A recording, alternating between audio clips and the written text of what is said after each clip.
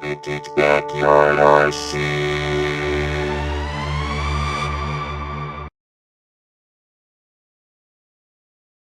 Hello, and welcome to Vintage Backyard RC. If you want to skip the chat and go right to cars on track, shoot over to here. Tamiya, Tamiya. While there may be some disagreement on how to say the name, there's no debating that one of these three iconic buggies were on a lot of kids' holiday wish lists in the 1980s.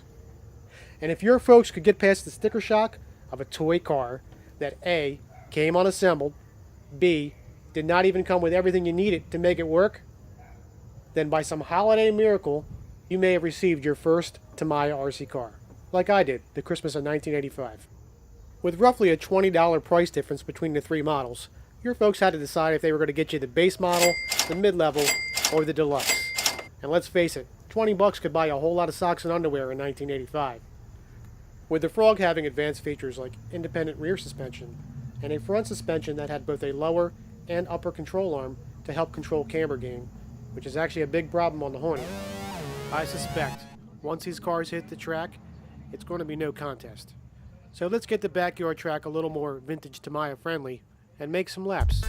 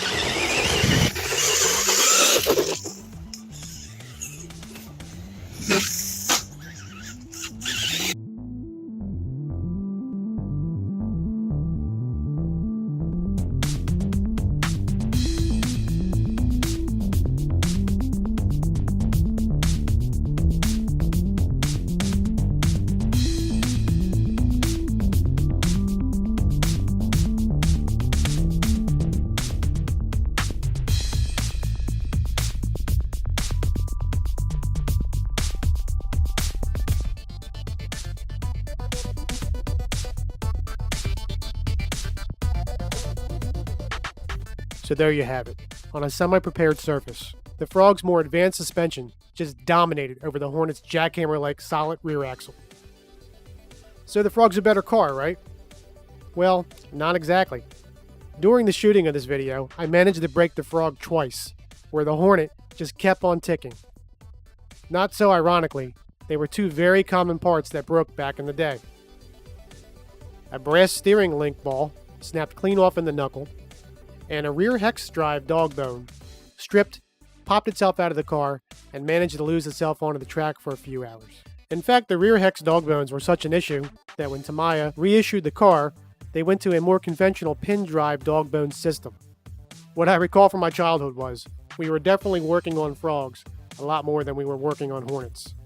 But let's face it, the Frog's the better car, and was probably $20 well spent back in 1985.